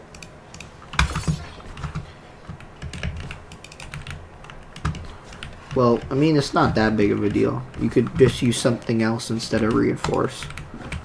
Like adrenaline surge or something. Actually, I don't even think. Wait, what build are you making, Dav? Are you making Dracula? Or are you just making your own build?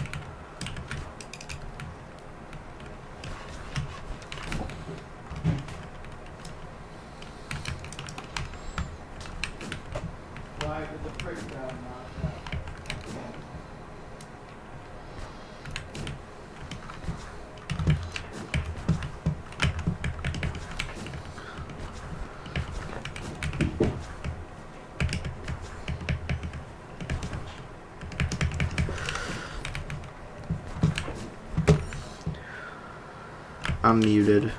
Sorry.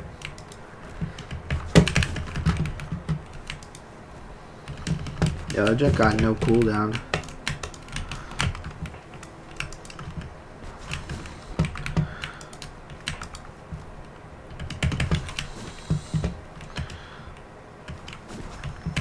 No, please. Yep. Nice.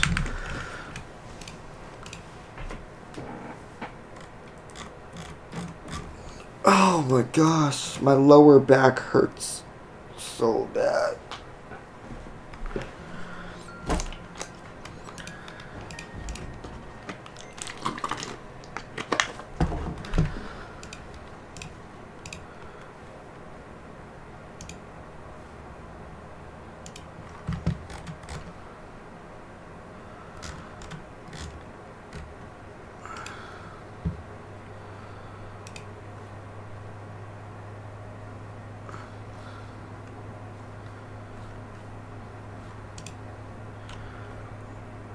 My build's a Dulu build 100 blood.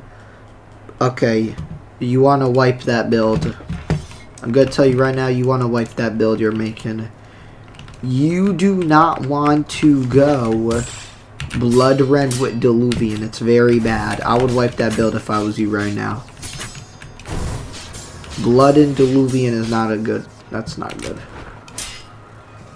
That's not going to work, trust me. Okay, thank you. No problem, Dad. Alright, Laptis shows good Xenon.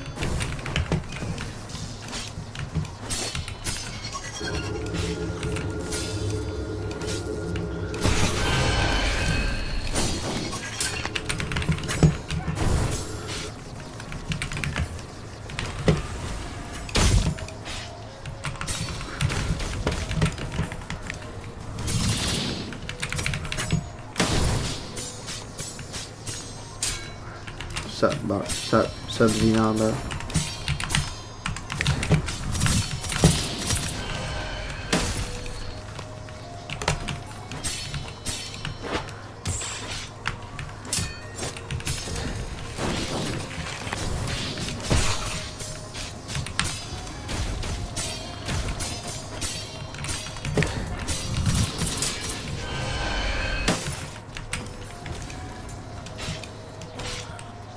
So how hard PvE so strong, that's what I'm saying, bro. That's what I'm saying, bro. Literally. Escanor V2, bro.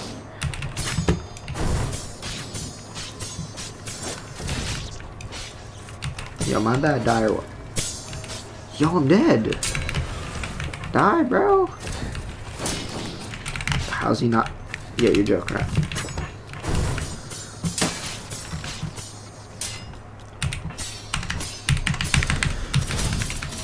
Thank you. Golly.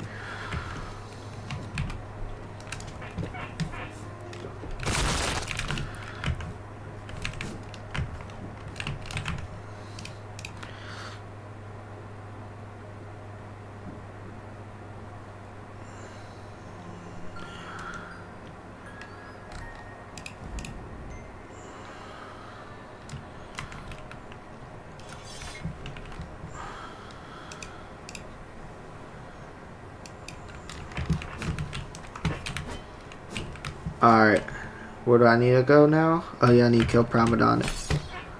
Alright.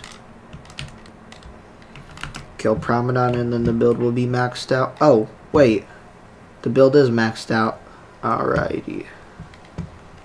Bro, why is it putting my stuff in willpower, bro? Oh my... Dude. Whatever, bro. I guess, bro.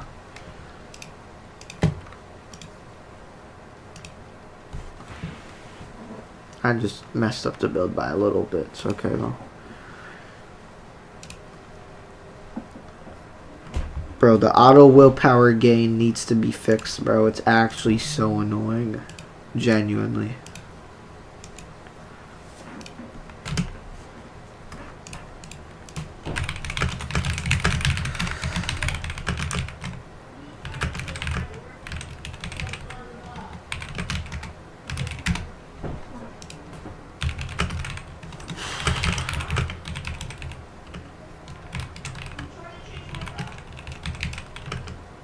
Alright, I'm gonna have to write the video to tell you guys about the willpower bug.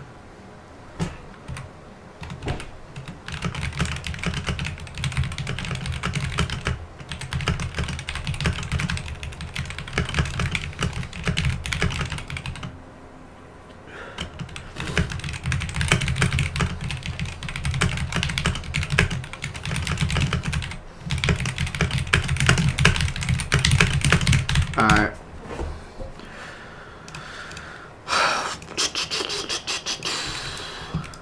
Alright, I'm gonna go re-roll for all the mantras I need. Real quick. Every mantra. What's wrong with your build? There's a bug with willpower. Like, basically automatically puts points in willpower if you don't lock it for some reason. I'm supposed to have 100 blood rend and 1 iron sing, and I can't get 1 iron sing because it put these points into willpower when I had 5 willpower. And I also had 15 thunder, and it put a point to thunder for some reason. Actually, I could use Shrine of... Hold on. I think I'm good. Would you like to join me on wave 50? I've been trying to... Not right now, boss. Not right now. I can't.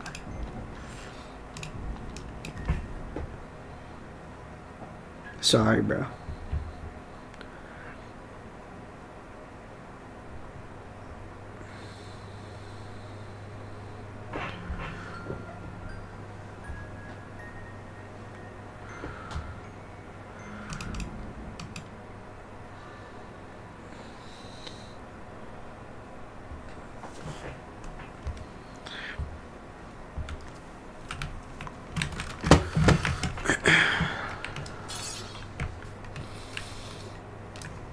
Okay, this is not bad.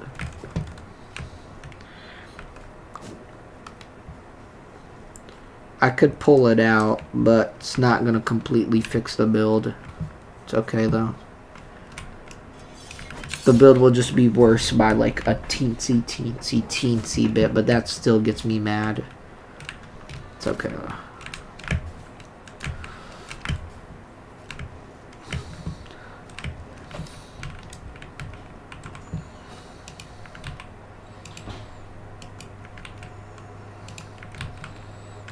Alright. Oh, now I need to do Promenade. Okay. Let me get on my mantras though real quick. Excuse me.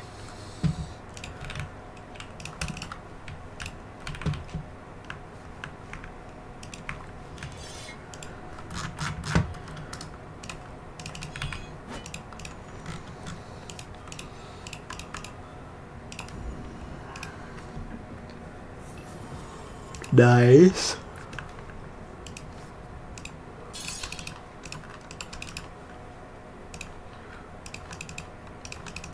Well, you're joking, right? I'm not gonna be using Decimate, to be honest.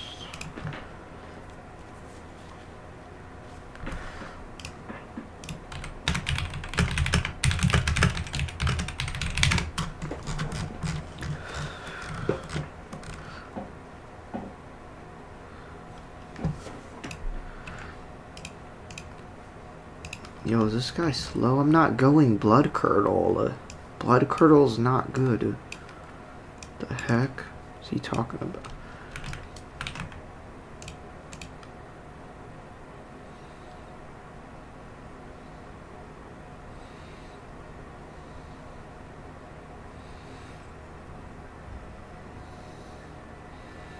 I'm never gonna be able to use Blood Curdle on a boss, bro.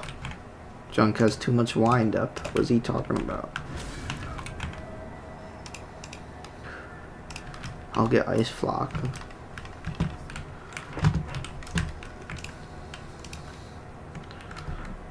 But Blood Curdle? Bro, I can't use that on any boss, brother. It's not gonna work. The only boss I can use that on is Enmity. And then I can't even do it when soloing. Actually, when can I even ever use that? I can never use Blood Curdle. You got Primadon and I can't use it on Chaser. Can't use it on Etheron. Can't use it on Primadon or Ferryman. Call it.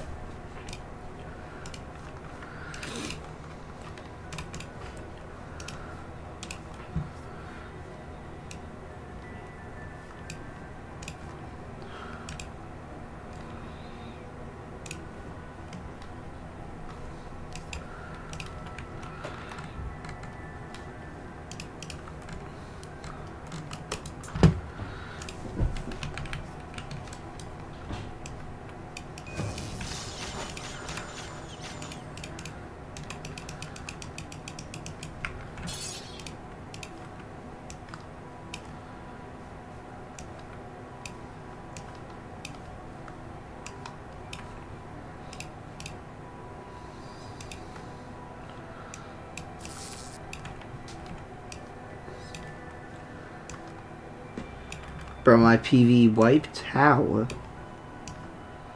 What? How'd a bro wipe?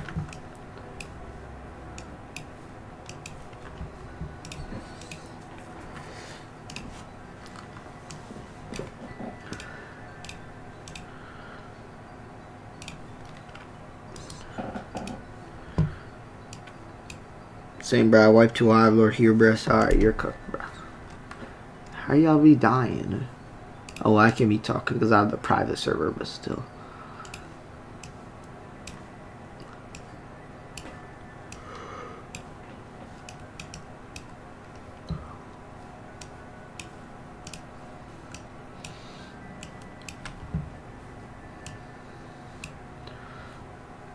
Okay, the only mantra I'm going to use is Palm Strike, to be honest. I don't care. I love it. I don't care. I love it. Love it. I love it.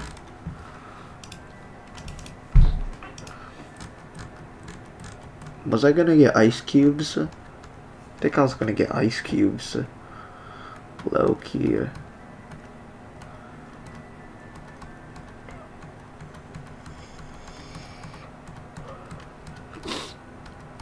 Yeah, low key, let me grab ice cubes. Why not?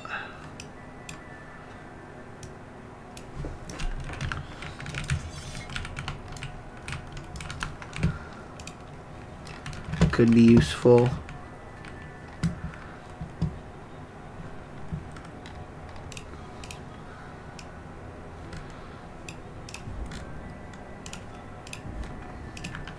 Are you gonna showcase in the stream?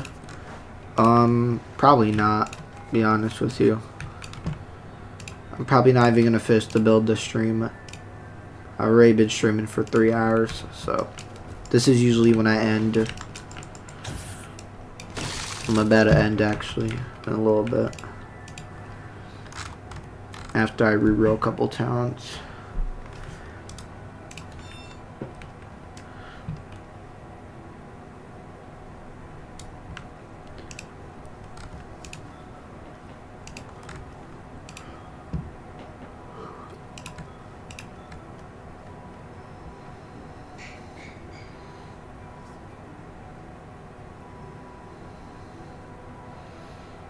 This is useless. Right now the blood damage is bugged, so you think it's finna get gutted. Apparently you shouldn't be doing the damage. It's not gonna get gutted.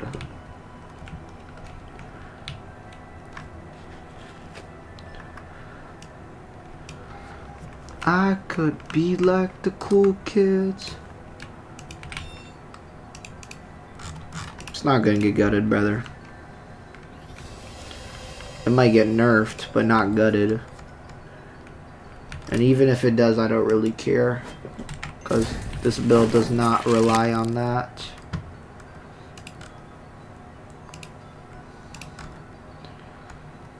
How are you so sure? Because the devs wouldn't do that. You gotta know patterns. You gotta just know patterns, bro. Why would they nerf something that has a 100 requirement? What? You gotta literally sacrifice your whole build for it. I already talked about this in last stream.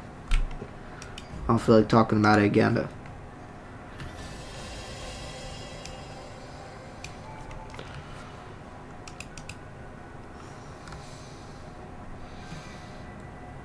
I don't have rush hour? Oh shit. I need that shit.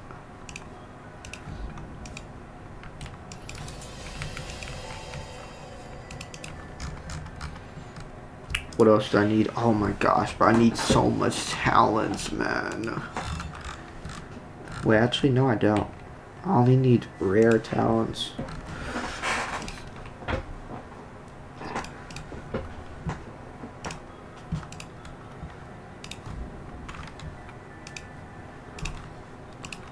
Cause all the cool kids, they seem to fit in. I wish that I could be like the cool kids. Holy glass cannon. If you call this a glass cannon, I don't know what is a glass cannon to you, brother. Most boss killers have 300 HP. And that's not over exaggeration. Most boss killers literally have 300 HP.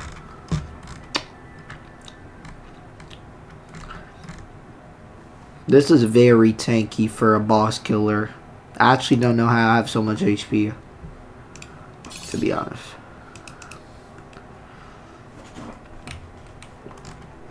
Should not have this much HP on a boss killer. Anything with 0-4. Well, good thing there'll be a tanky version of this build. And I'm trying to go for world records, so I don't care about being tanky, because come on. I'm not dying to any mob in the game. I have 9,000 hours. But there will be a 1.5. This build is Dracula V2. There's going to be Dracula 2.5, and it's going to be tanky. But do less damage, obviously, if it's tanky.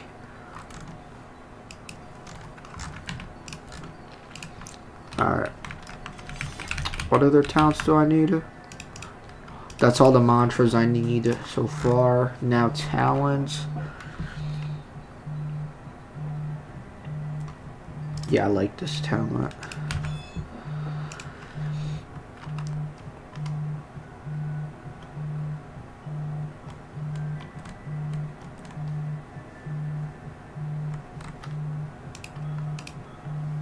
Gray swords, criticals, gray hammers. Well, that actually might be useful. Why no, I'm not going to be using any crits. Well, my crazy slots won't even have... My crazy slots won't even have that. Because I'm not going to be using my crit.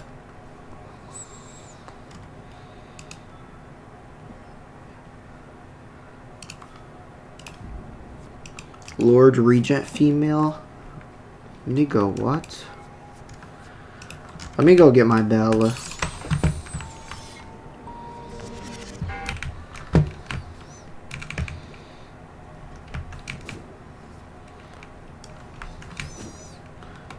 Do I even have any idols? Please tell me I have idols. Oh no, that's not good. I need to get crazy slots, or else it's cooked. Bro, the blood wisp is so... Bro, I already have drip, bro. I already have drip and I didn't even use any dye packets. And I don't even have all the armor I need.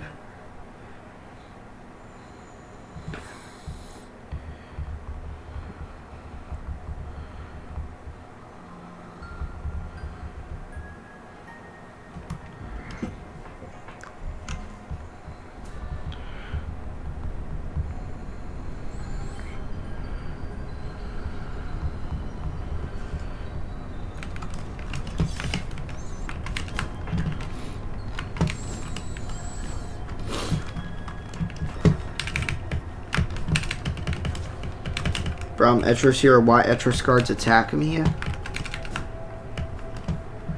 You're a hero and they're attacking you? What the fuck? That's not normal.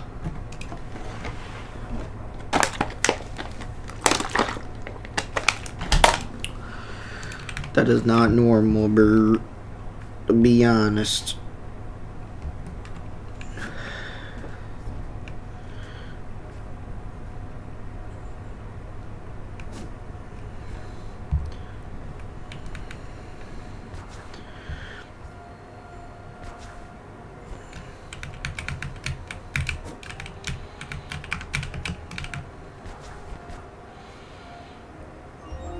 SW.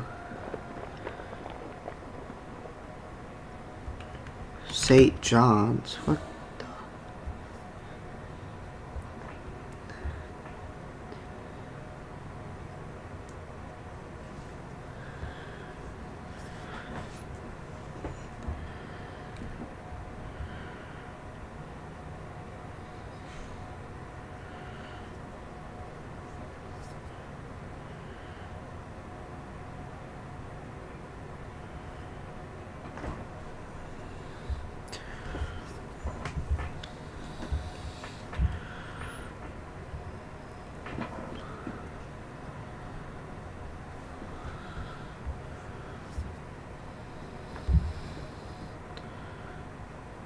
Black people aren't apes. Is that not common? What? That's common knowledge, bro.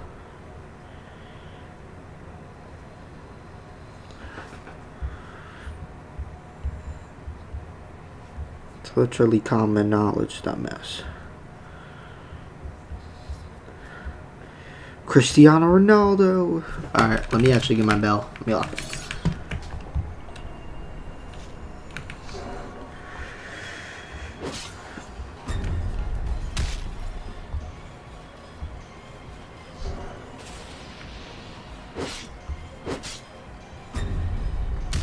Alright.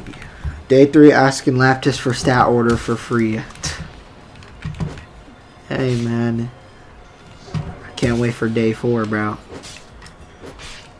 I'm brute. Wait, surely I have bell, right? Surely.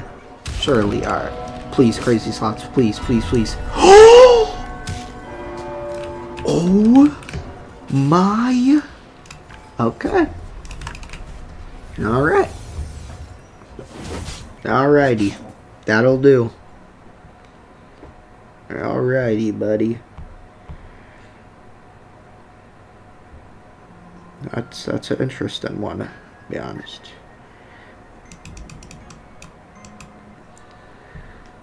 It's a very interesting one, bro. Dude, holy shit. Yo, you know how long it's been since I had this bell? Dude. Wow. That is insane, bro.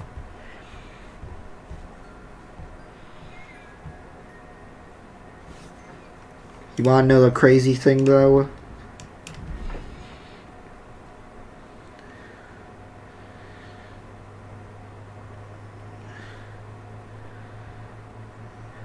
Yo, the crazy thing is I gotta re-roll it. I literally have to re-roll it. To be honest. But it's cool. Calmly. It's cool. It's gotta go, though. I need crazy slots. Unfortunately. Unfortunately. Bro, back in when I used to do PvP, I would never do something like this, but... Hey, man. Bro, I feel like Kamui is common now, bro. I've been getting Kamui and... Oh my fucking... Oh my gosh. Oh my gosh. Oh my gosh. You're joking. What the fuck? Yo. So, I said teleportation and Kamui were common. Got TP. And I also got crate. I'm screenshotting this. Oh my goodness, dude. What the fuck? Gee, I gotta get crazy slots though. I have to. Bro, that just hurt my soul. I'm gonna be honest with you, bro. That just hurt the body, soul.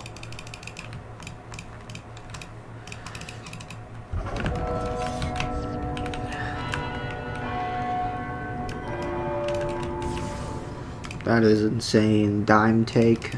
That is insane, bro. And I just got Sacred Field. Holy shit. You know how long it took for me to get Sacred Field on a different build? Yep, and I got a God roll crazy slots. Alright. That's getting clipped, bro. That's just getting clipped.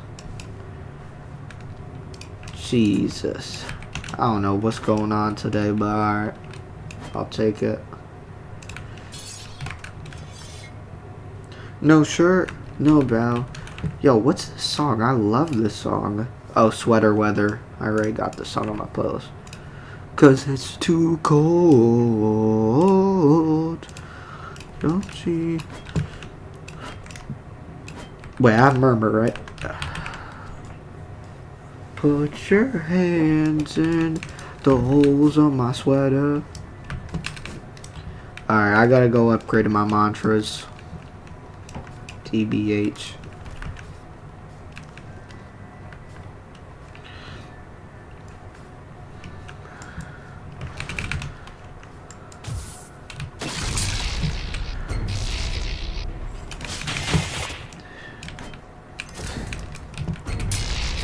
Wait, why does Frozen Turn every time someone's wind up? What the fuck? Oh, because I don't have rush hearts. I'm gonna leave the deaths and upgrade all my mantras, and then I'm probably gonna get off and finish this build tomorrow off stream. Most likely.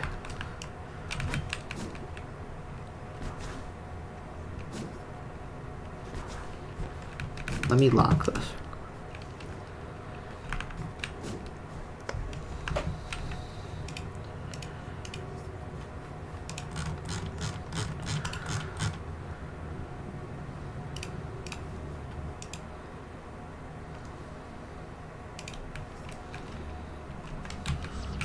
Bro, I literally have a god roll crazy slots. Oh my goodness. Jesus, boy.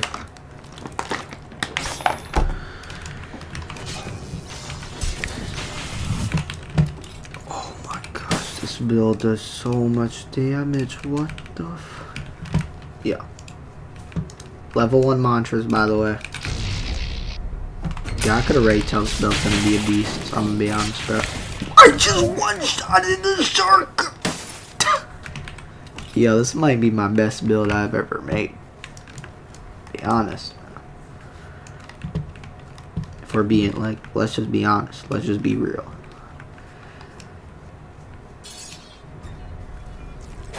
They even have any damage buffs on, nigga. Holy shit. This build is retarded. My bad for saying that word, but bro, this build's retarded. Jeez, bro. This build has everything. Literally has everything. Hear that sentence of every build? No, this build is... What? I don't do that for every build. Alright, yep, see, bro, like, I can tell, bro.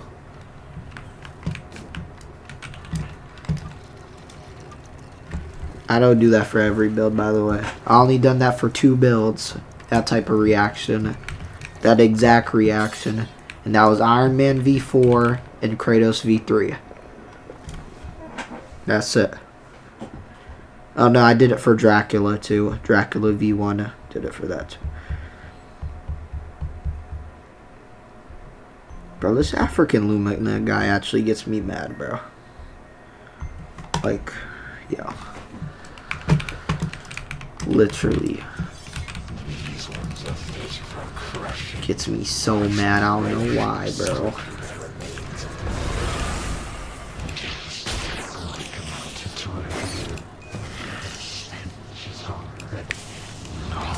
Look at all these damage buffs. Yo, he's about to get one-shotted.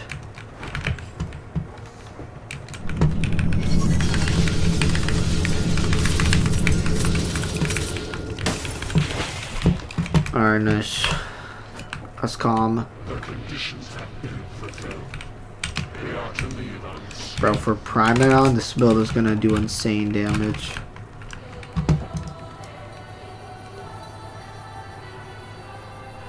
Wait, I could posture break Promenade and Palm Strike. Oh shit.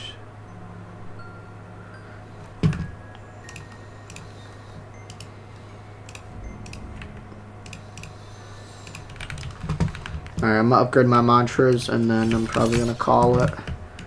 Hop on Overwatch, finish my push-ups, and I got a couple things I gotta do.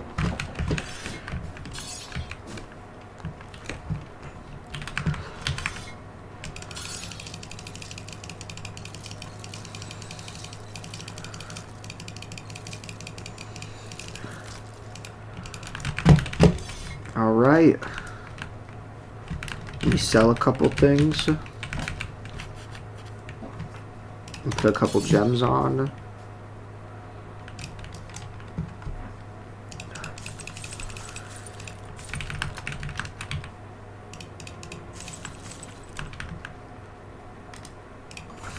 La.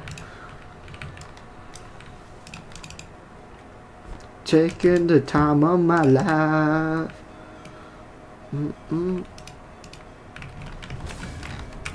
Alright, but listen, boys, that is where I'm gonna call it today, bro. W 3-hour stream. Well, not really technically a 3-hour stream, but if you guys go to the stream I just ended a while ago, I had to restart it because the chat was bugged. It was 1 hour, so 2 hours plus 1 hour, that's 3 hours.